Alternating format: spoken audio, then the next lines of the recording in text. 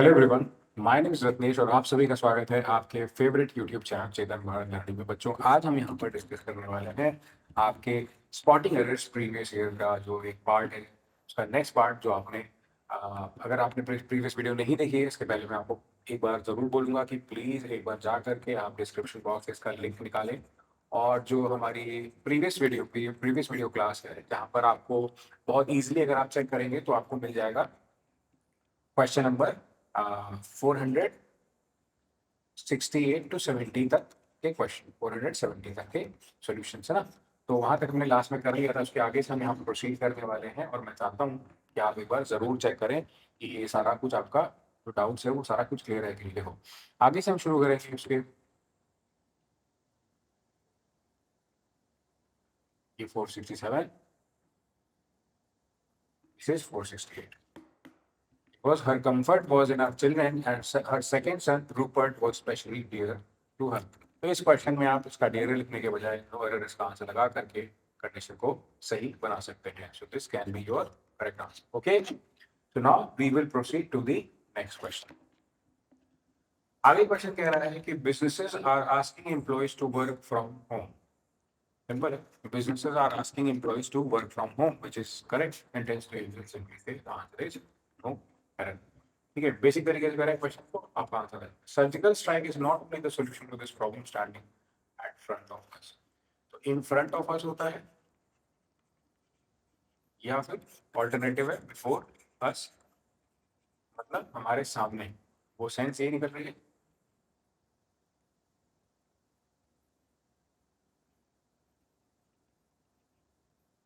हमारे सामने। ठीक है,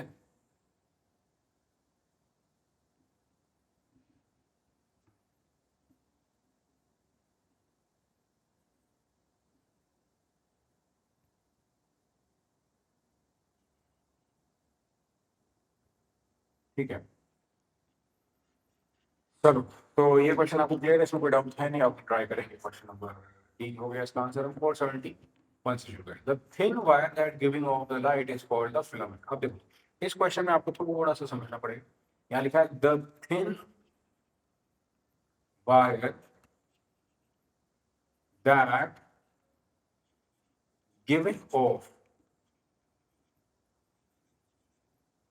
light is called the filament. अब जब ये क्वेश्चन आप समझोगे ना, तो आपको रियलाइज होगा अच्छा यहाँ पर कुछ आपको किस तरीके से सेंटेंस को लिखा गया है, वो एक बहुत इंपॉर्टेंट पार्ट होगा इस क्वेश्चन का। कह रहा है the thin wire that giving of light. What is giving of light? It should be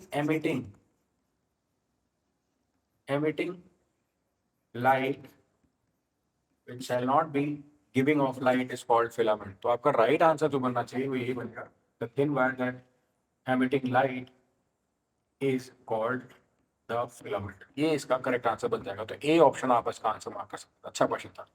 आप देखो, ये क्वेश्चन है काफी इंटरेस्टिंग है और मैंने बोला है जो लेंथी क्वेश्चन हुआ करे उनको आप मतलब specially for the lengthy questions मैंने आपको शुरू शुरू में एक बार बताई होगी, आपको याद होगी कि we can try this thing कि हम थोड़ा सा ना क्वेश्चन को लिख लें, तो उससे हमें पता लगता है अच्छा ये चीज हम लिख रहे हैं तो फिर आंसर करने में आसानी हो जाएगी थोड़ी।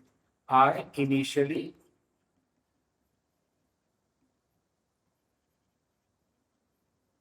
thought of including both the mother and the child, but the woman was reluctant to have their pictures taken। अब क्या है सेंस इसकी, वो आपको यहाँ से पता लगेगी। कह रहा I initially thought of including both the mother and the child, but the woman was reluctant. Reluctant word का मतलब अपने पहले क्लास में करा हुआ है, इसका मतलब होता है अनविलिंग, है। Unwilling to have their pictures taken, have जो है वो पॉजिटिव वर्ब है, उसके साथ आपको थर्ड फॉर्म जाके आगे लगानी ही पड़ेगी, इस वजह से इसका आंसर आपको बी लगाना पड़ेगा। पिक्चर्स टेक की जगह टेकन हो जाएगा, have their pictures taken. In the delicacy and elaborateness of its ornament, it is the most splendid church in Italy. कह रहा है in the delicacy and elaborateness of its ornament, it is the most splendid church in Italy. आपको याद है बच्चों को class में discuss कर रहे थे कि मोर शब्द हम कंपैरेटिव डिग्री के लिए यूज करते हैं, कंपैरिजन जहाँ पे होता है वहां बताने के लिए मोर लगाते हैं, कंपैरिजन कैसे होता है उसकी कंडीशन क्या है ना, ये याद होगा थोड़ा बहुत हमने डिस्कस किया होगा। और मोस्ट सुपरलेटिव डिग्री का वर्ड है, सुपरलेटिव साइंस बताने के लिए हम यूज करते हैं बेसिकली ये वाला पर्टिकुलर वर्ड। अब इसमें सेंटेंस में आपको पता लग रहा होगा पढ़ के कि भाई ये कंपैरेटिव डिग्री का क्वेश्चन है, सुपरलेटिव डिग्री का क्वेश्चन है, तो सेंटेंस बनना चाहिए था in the delicacy and elaborateness of its ornament it is the most splendid church in Italy. जब आप सेंटेंस बनाओगे तो आपको खुद पता लगेगा अच्छा यहाँ पर चल रही बात the most splendid church in Italy, it should not be more splendid. देखो आपको ये चीज थोड़ा दिमाग लगानी पड़ेगी बच्चों कि कहाँ पर सेंटेंस में कंपैरिजन की बात चल रही है, कहाँ पर सेंस जो है सुपरलेटिव की बात आ रही है।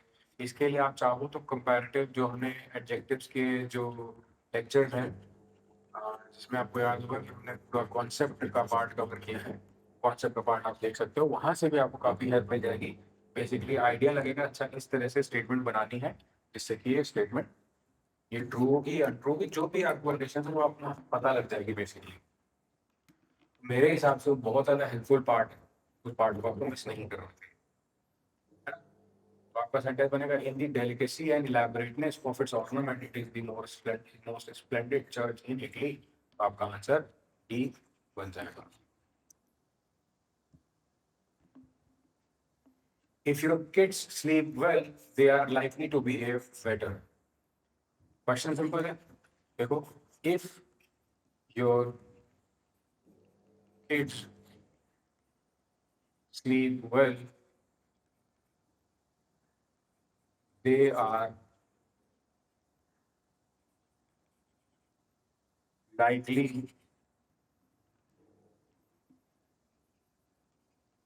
to behave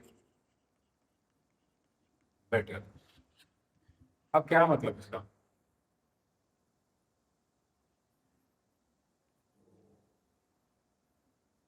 If your kids sleep well, they are likely to behave better.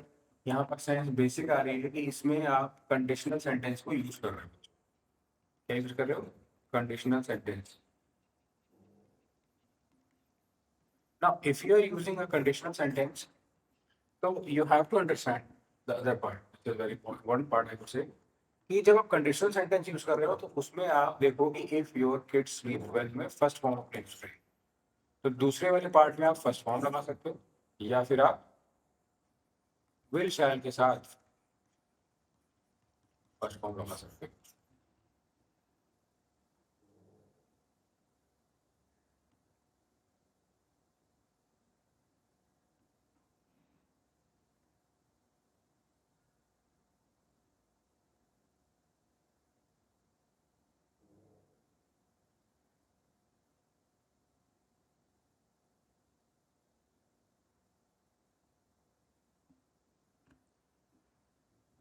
ठीक है, तो आपका आंसर क्या हो जाएगा? इसका correct answer option number A which is no error.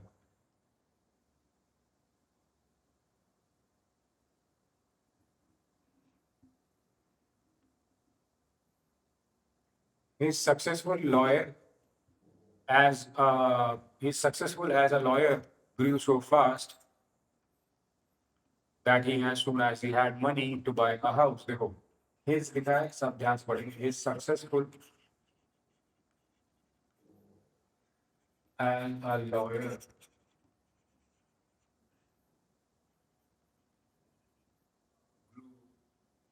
so fast that he soon had enough money to buy a house. अच्छा, his successful नहीं होगा, हिज सक्सेस। देखो, आपको सक्सेस और सक्सेसफुल में फर्क थोड़ा सा मैं बताता हूँ। अगर आप किसी वर्ड में बच्चों एफ यू एल लगा देते हो ना, तो वो वर्ड याद रखना एडजेक्टिव बन जाता है। क्या बन जाता है? एडजेक्टिव। और हम बात कर रहे हैं नाउन की। सक्सेस क्या होता है? नाउन होता है। तो आपको बोलना है success as a lawyer grew so fast that he soon had enough money to buy a house.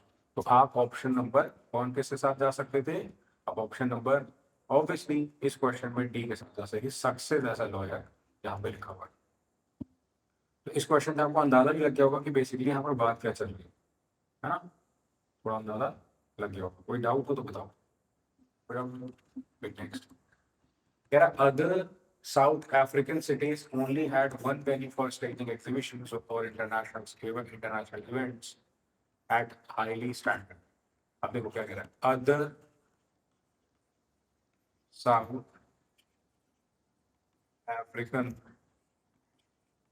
cities only had one penny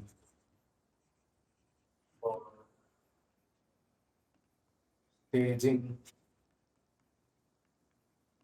exhibitions or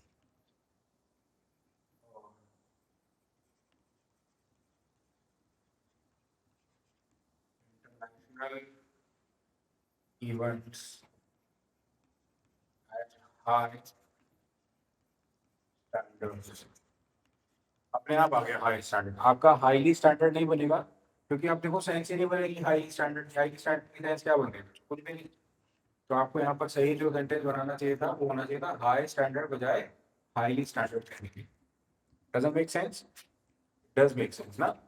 तो सूनर और later our efforts will be rewarded. अब देखो इसका sooner और letter. अब देखो यहाँ पे पहले ही लिखते समय आपको पता लग गया कि हाँ यहाँ पर सून लिखा हुआ है, जो कि विल बी रिवॉर्डेड।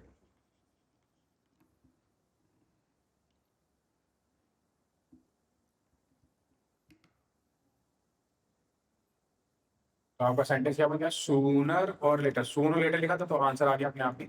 सूनर और later our efforts will be rewarded. आपको, आप जो काम कर रहे हो उसका आपको फल जरूर मिलेगा। आप अच्छा काम करोगे अच्छा फल मिलेगा, बुरा काम करोगे तो आपको बुरा फल मिलेगा, है ना? नेक्स्ट, बी इसका आंसर आ गया सही। Rahul sings very sweet when he is in good mood. Simple है। Rahul sings very sweet when he is in a good mood. अब से क्या है? सिंग्स क्या है? वर्ब है, तो आपको क्या यूज करना है? वेरी। एडवर्ब है अपने आप में। कैसा है? कैसे कैसे गाना गाता है? कैसे गाना गाता है? तरीका होता है, मैनर होता है। तो इसका आंसर स्वीटली हो जाएगा। स्वीटली बन जाएगा एडवर्ब। एडवर्ब को क्वालिफाई करता है, व्हिच इज करेक्ट। तो Rahul sings very sweetly when he is in good mood. In a good mood, ठीक है। तो आपका आंसर आ जाएगा स्वीटली। 78 का आंसर है ए। समझ आया कैसे है? क्वेश्चन ऐसे सॉल्व करें। Yeah, after a long and fun-filled day, the children slept themselves peacefully. Scientists photo. After a long and fun-filled day, the children slept peacefully. मतलब इसमें जरूरत क्या है? कहने का मतलब इसमें themselves की नीड क्या है? आपको लगता है नीड है? आप पढ़ के देखो। Do you find that there is any need to use this particular word themselves? आप यहाँ पे सिंपल बोल भी सकते थे after a long fun-filled day, the children slept peacefully. खुद को सुलाया थोड़ा ना, वो सो गए, खुद सो गए। स्लेप्ट पीसफुली, अपने आप सो गए, क्या सो गए मतलब सो गए ना क्या? The river flowed beside the hillock in our village. The river flowed besides the hillock in our village. अब कैसे समझना पड़ेगा इस क्वेश्चन को? देखो, यहाँ पर एक वर्ड यूज हुआ है जो आपके आपको थोड़ा सा बिसाइड और बिसाइड्स में डिफरेंस पता होना चाहिए। बिसाइड का मतलब होता है के बगल में, के बगल में, और इसका मतलब होता है के अतिरिक्त, के अतिरिक्त। अब अगर ये बेसिक मतलब है इसका के अतिरिक्त और के बगल में, तो इसको आपको उसी हिसाब से यूज करना है। देखना, द रिवर फ्लोड के अतिरिक्त हिलॉक इन आवर विलेज, या के बगल में, उसके बगल से बहती होगी ना। The river flowed beside the hillock in our village, आपको क्या बोलना चाहिए था? बिसाइड। यहाँ पर ऑप्शन आपको आंसर लगाना चाहिए था, ऑप्शन नंबर सी। समझ आए कैसे आया आंसर? तो ऐसे क्वेश्चंस को सॉल्व करने के लिए आपको बहुत बेसिक तरीके का मतलब इस्तेमाल करना चाहिए। मैं आपको हमेशा ही बोलता हूँ कि देखो, आपने कैसे क्वेश्चन सॉल्व करे, एकदम बेसिक क्वेश्चन सॉल्व करे। अब हमने यहाँ से हर तरह के क्वेश्चंस करने हैं और ऐसे ही बेसिक शॉर्ट अपना जो तरीके हैं उनको करना है। आज हमने टारगेट कर लिया बच्चों 470 से 480, 10 क्वेश्चन हमने कर लिए शॉर्ट क्विक मोमेंट में। तो आगे के क्वेश्चन हम इसको आगे की वीडियो में आपको मिलेंगे देखने के लिए। तो आप इंश्योर करो कि आपने चैनल को सब्सक्राइब कर रखा है। अगर चैनल का सब्सक्रिप्शन ले लोगे तो आपको आसानी से सारी चीजें दिखती रहेंगी, शो होती रहेंगी, तो आप यूज कर पाओगे उनको। ठीक है, तो आज के लिए इतना ही। Bye bye, take care, do not forget to like the video.